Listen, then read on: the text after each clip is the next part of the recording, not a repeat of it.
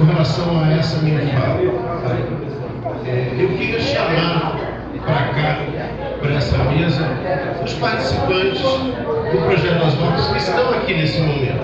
Tá? Porque eu acho que o Osvox não é Antônio Borges, não, o Osvox é o trabalho de muitas pessoas que trabalham no seu dia a dia para criar um sistema que tem ajudado muita gente. Cada pessoa que ajuda, antigamente a gente tinha uma máxima, não sei se vocês lembram, os mais antigos devem lembrar. A gente antigamente dizia o seguinte: você teve a sua vida melhorada, então agora você arrumou um trabalho. Você vai ter que fazer a vida de mais 5 pessoas melhorarem. É uma máxima que existia dentro do projeto que demonstra que a gente é assim. Não estamos sozinhos. O trabalho dos Osvox é um trabalho de todos. E a gente é um pequeno núcleo. Então eu vou chamar minha colega Angélica. Eu não vou dizer nem seu sobrenome, porque eu quero que as pessoas digam seu sobrenome, se apresentem e o que fazem no projeto. Meu colega Júlio. Meu colega Patrick. Minha colega Daniela. Vou esquecer de alguém? Não. Essas são as pessoas que estão hoje aqui. Tá? Há outras pessoas do nosso projeto que, infelizmente, nesse tempo bicudo de crise que o país nos apresenta, não há recurso para trazer todo mundo aqui. Mas, dentro de um limite, a gente conseguiu trazer um número, digamos, de pessoas que é bastante significativa e que pode dar seu depoimento. Então,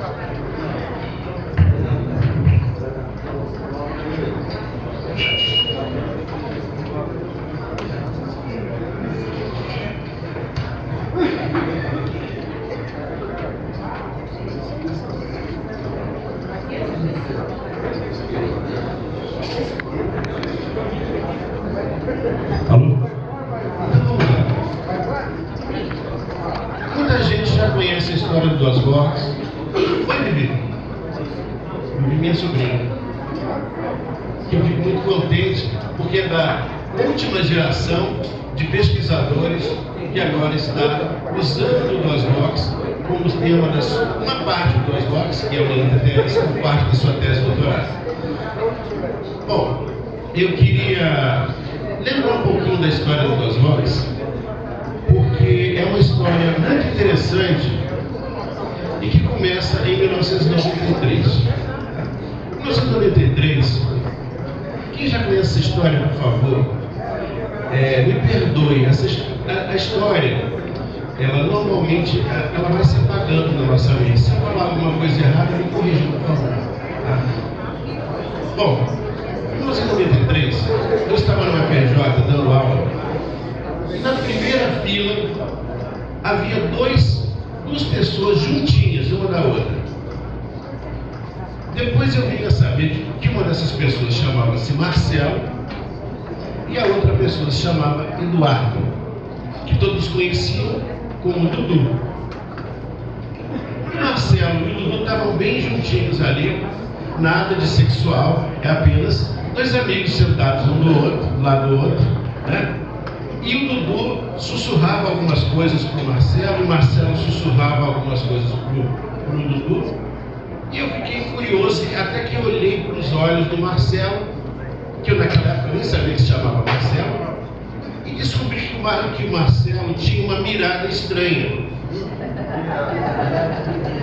Eu pensei assim, eu acho que esse sujeito aí tem algum problema visual. Aí eu cheguei perto desse menino e falei: como é que é seu nome? Aí ele falou: meu nome é Marcelo Pimentel. Marcelo, prazer, eu sou Antônio, sou seu professor de computação gráfica e conversa você que eu tenho que fazer uma pergunta. A pergunta é a seguinte, Marcelo: você tem algum problema visual? E aí o Marcelo me respondeu o seguinte: não, professor, Eu não tenho nenhum problema, eu sou cego. Uma resposta estranha, não é verdade? Mas é uma resposta positiva, não é não? Muito positiva. Assim, era um estado dele. Ele era cego, pronto, e vivia bem. Mas olha só, para mim, como professor, aquela situação não era muito fácil. Por quê? Quando era 1993, naquela época eu não conhecia, sinceramente, não conhecia nenhuma pessoa cega. Nenhuma, zero. Tinha visto talvez umas pessoas cegas na porta da igreja pedindo alguma esmola, mas eu nunca tinha convivido de forma próxima com uma pessoa cega. E eu não sabia nada sobre cegueira. Eu e a torcida do Flamengo, certo? Ninguém sabia nada sobre cegos. Pior, cegos na universidade. E pior ainda, cego fazendo curso de computação gráfica. O que parecia uma coisa absolutamente, para mim, uma coisa surrealista. Um cego vai aprender a desenhar no computador? Será que cego é capaz de desenhar? Uma série de perguntas começaram a pipocar na minha cabeça. Aí eu falei assim, Marcelo, mas uma perguntinha para você, você sabe usar o computador? Aí falou para mim, sei, professor. Bom, eu quero que vocês agora recuem no tempo, 26 anos, é isso? 26 anos, 27, não, 26, né?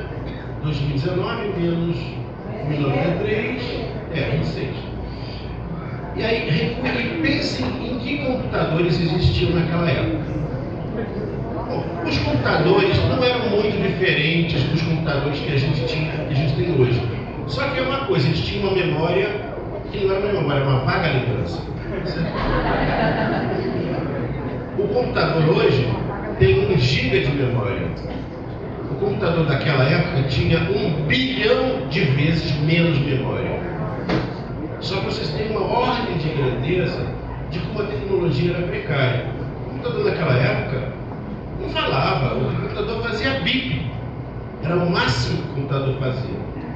Então, me parecia estranho uma pessoa cega usar o computador. Eu falei, Marcelo, mas você é cego. Como é que você usa o computador? Eu falei, professor, é muito fácil. É muito fácil.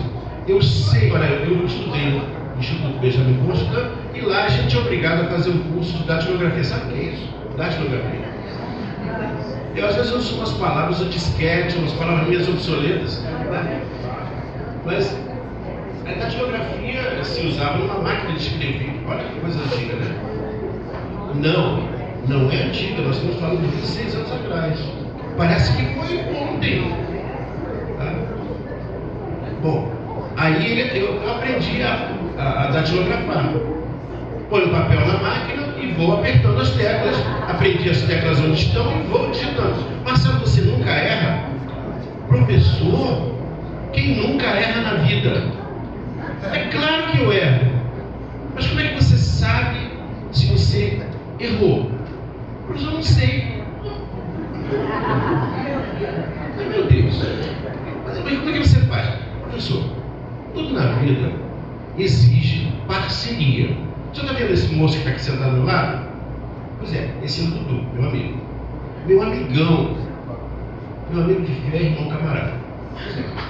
O Dudu, quando eu estou usando o computador, o que ele faz? Senta do meu lado. E aí eu vou digitando, eu digito melhor que ele. Eu vou digitando, ou datilografando, porque eu. E aí o Dudu vai lendo na tela para mim. E se eu errar, ele fala, você bateu errado aqui, coisa e tal.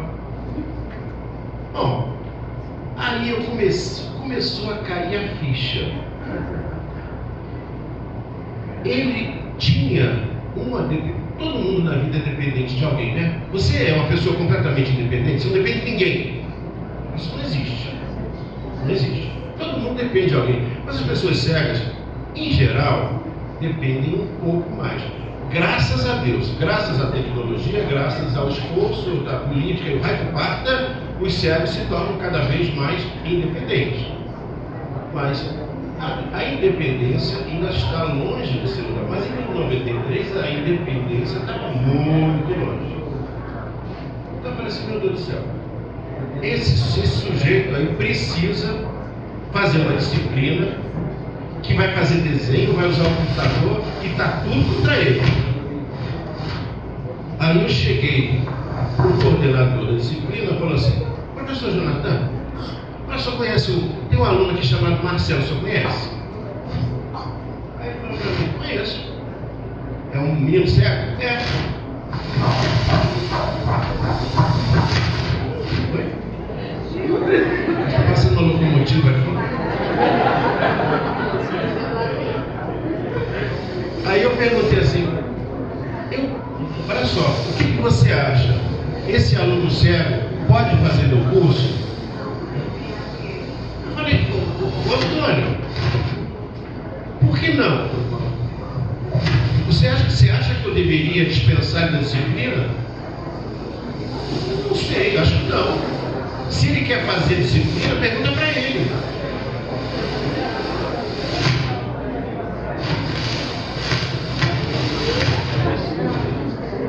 Uma coisa que tá ligada, né? Deixa o pessoal resolver esse assunto técnico.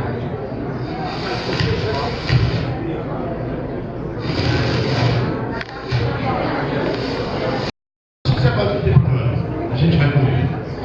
Então, aí eu perguntei para ele, você quer fazer disciplina? Ele falou que era. O que a gente precisava então? Fazer com que ele se tornasse independente. E aí eu estava passando por uma banca de jornal e vi um anúncio assim, faça o seu computador tocar música. Eu falei, meu Deus do céu, que coisa legal, computador tocar música. Bom, hoje em dia celular toca música, qualquer coisa toca música, mas imagina um computador naquela época, com certeza não tocava música. Né? E aí eu pensei, se o computador toca música, então ele é capaz de falar. E se ele for capaz de falar, a gente vai conseguir que ele interaja com o resto das pessoas. E assim foi. A gente usou o fato que a gente estava na Universidade Federal do Rio de Janeiro, em que existe um grande conhecimento tecnológico, e começamos a construir ferramentas que tornaram possível que esse aluno pudesse usar o computador e o computador falar com ele. Bom, e o negócio do desenho? Ele chegou o seguinte, na lei brasileira existe uma regra. Se existe alguma coisa que não pode ser aplicada para o aluno, não tem problema. Tira aquela coisa e substitui por outra. E assim eu falei, Marcelo, você vai ser meu estagiário. Você vai aprender a programar comigo. E aí veio o Marcelo e a gente começou a trabalhar. E pouco tempo depois, o computador começava a falar, através de um processo muito engenhoso que a gente bolou lá no UFRJ, o computador começou a falar de uma maneira muito precária, soletrar praticamente. As pessoas mais antigas aqui sabem como o Dos Roques falava horrível, uma voz de padre bêbado. Né? Bom, depois de um certo tempo, aquilo ali foi se consolidando e a gente começou a aplicar esse programa para mais e mais pessoas. Aí eram os amigos do Marcelo, depois os amigos dos amigos, e sempre com aquela ideia: se a sua vida melhorou, você ganhou a obrigação de melhorar a vida de mais 5. E aí eu comecei a viajar, conheci pessoas maravilhosas. Me lembro bem que eu fui a João Pessoa e tinha uma jovem jornalista chamada Joana Belarmino. Não sei nem se ela era formada, se ela ainda estava. Eu encontrei ela, me fez uma entrevista sensacional, né? E hoje eu vejo aqui a doutora, que é uma das grandes personalidades da área acadêmica, né? E aquela jovem jornalista foi foi, na verdade, um símbolo para mim, né? Uma pessoa que pôde provar que ao longo dos tempos o poder da pessoa cega é extraordinário. Bom, agora então, o que aconteceu com o Das Vozes? O primeiro passo tinha sido solucionado: escrever e ser lido. O que significa escrever e ser lido? Antes do Das Vozes, existia uma técnica espetacular que tinha sido inventada há cerca de 150 anos atrás pelo Luiz Braille, o método Braille de escrita e leitura. Só que, lá na universidade, quem é que sabia Braille? Ninguém sabia. Então, como é que o Marcelo ia conviver na nossa universidade se os nossos professores não sabiam Braille? Então, através do uso precário do computador, o Marcelo escrevia e as outras pessoas liam. E o que as outras pessoas escreviam, ele lia. Olha que coisa maravilhosa. Parece uma coisa mágica. De um momento para outro, aquele cego foi incluído, do ponto de vista prático, no meio dos outros estudantes. Bom, a partir daí, parece que a tecnologia vai se alimentando. Apareceu uma coisa mágica chamada internet. Sim, porque naquela época não tinha internet. A internet apareceu nesse meio e aí os cegos ficaram em polvorosa, porque todo cego queria usar a bendita internet. Então a gente começou a criar os primeiros programas. A internet não era assim não. A internet ela utilizava um aparelhinho chamado fax modem e que funcionava bem depois da meia-noite. Por que funcionava bem depois da meia-noite? Porque as ligações telefônicas eram caríssimas. Então os cegos, depois da meia-noite, não pagavam impulsos. Lembra dessa palavra, impulso? E aí, de repente, um cego chamado Bernard cria um programa chamado Papo Vox.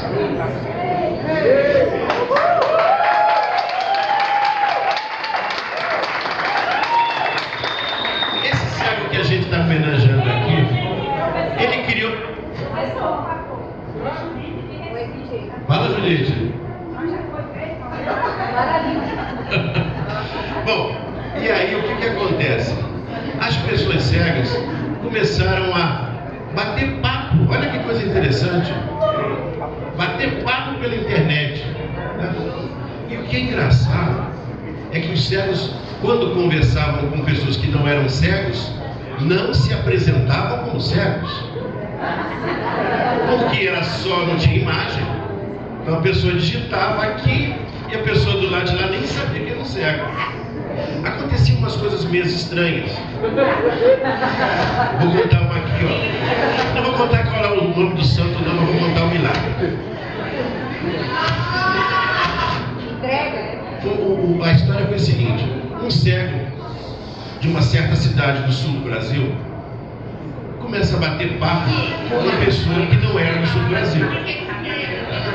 Então, essa pessoa não era cega, era uma jovem.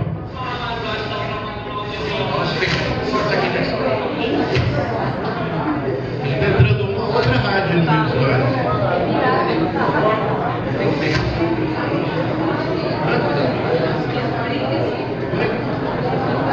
Vamos lá. Então, vou contar o resto da história. Aí, esse moço cego começa a conversar com essa menina cega, não cega, e começa a levar aquela conversa de... Como é que eu vou dizer? Conversa de boi para boi dormir, né? O boi é ele que queria dormir, né? Então, ele combinou um encontro com uma menina na cidade dela. E aí ele não se apresenta como cego. Ele fala assim: olha, eu vou aqui me apresentar, eu estou usando suspensórios, eu estou usando não sei o que mais. Então a menina foi esperá-lo na rodoviária. Desce todo mundo. No final, desce aquele moço cego. E a menina olha para ele e fala: será que é ele? Aquele momento de silêncio, né? E aí ela se dirige a ele e pergunta: é você mesmo?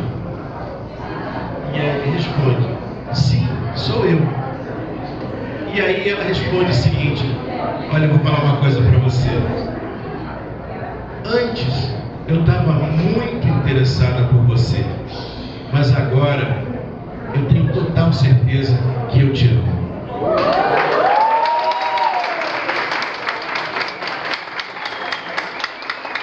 Essa história é verdadeira.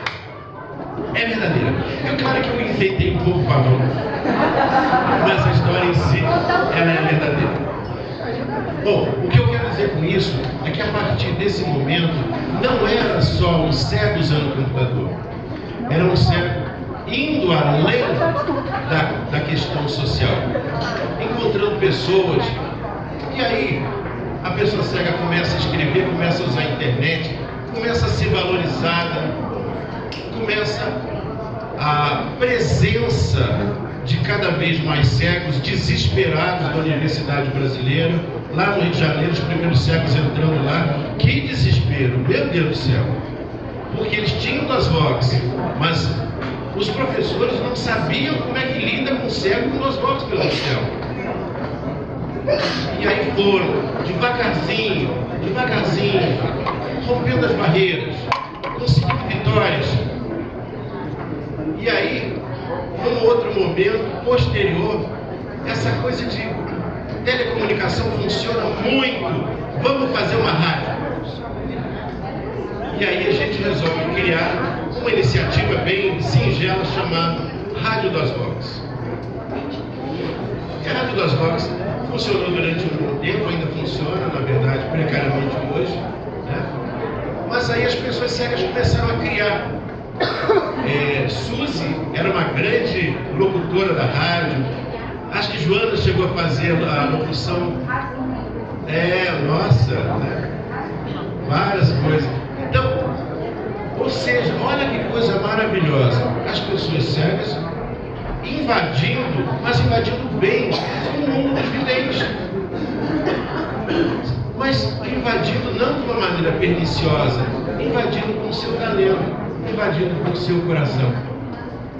E, para resumir a história, num determinado momento, a gente descobriu que o mundo não é cor-de-rosa. O mundo não é cor-de-rosa. As pessoas cegas começaram a brigar entre si. Por que cego briga entre si? Só por uma única razão: porque o cego é um ser humano. É só por essa razão. O cego não é bonzinho, o cego não é ruim, o cego não é simpático, o cego não é desagradável. O cego é uma pessoa.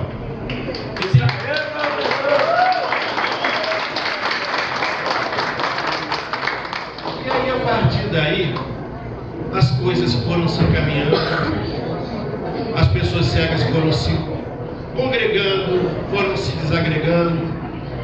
Você sabe o que elas acabaram se tornando? Para a sociedade, pessoas comuns.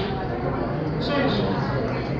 Pouco a pouco, as pessoas cegas foram se tornando pessoas que a sociedade vê como comuns. Como Marcelo Pimentel andava pela universidade, as pessoas se afastavam para que Marcelo passasse. Porque ninguém sabia o que era a história de cego estudante. A partir de um determinado momento, o Marcelo já não só passava sozinho, passava junto de uma função de mulheres, porque as mulheres adoravam ele. Tinha uma menina chamada Letícia que essa então amava-se, né? Bom, então, resumindo a história, qual é o papel do DOSBox? O papel do DOSBox tem sido isso: mudar o patamar de todos os cegos? Não. Mudar o patamar dos cegos no Brasil. Esse é o ponto mais importante. Nós sempre fizemos questão de dizer que o DOSBox é um sistema brasileiro. É claro, ele foi utilizado em Portugal, foi utilizado no Uruguai, em outros lugares, mas ele é um sistema brasileiro. Tá? E esse é o grande papel dele. Porque no Brasil nós temos agora um enorme desafio. Nós temos um número escandaloso de cegos nesse país. Eu não sei, Joana, que você é mais esclarecida. Quantos cegos tem no Brasil? 800 mil? 1 milhão? 600 mil? Bom, são muitos mil. Aí eu pergunto, quantos por cento desses X mil podem usar o DOSBox? É um número pequeno. Se estima que são 120 mil, mas esse número de 120 mil envolve pessoas com baixa visão, envolve pessoas com diversas categorias. Eu diria que menos de 10% das pessoas cegas hoje têm acesso a essa tecnologia. A essa e a outras. Tá? E o que significa isso? Que nós temos que nesse encontro lembrar dessas pessoas. Não é só quem já tem, mas a gente tem que se lembrar de quem não tem. A gente tem que levar para as crianças que estão entrando na escola e que têm uma deficiência visual, elas têm que receber o DOSBox. No primeiro dia, a pessoa que enxerga, ela recebe um caderno do governo. A pessoa que é cega, ela tem que ter o direito de receber um computador para ela, porque é o computador que vai fazer com que ela seja uma pessoa comum. Não é igual, não. É uma pessoa comum. Tá? E é isso que se quer. Bom, queridos, quais são os próximos passos do DOSBox? Os próximos passos do DOSBox têm a ver com o estágio que a gente tem hoje em tecnologia. O que está acontecendo no mundo das pessoas cegas?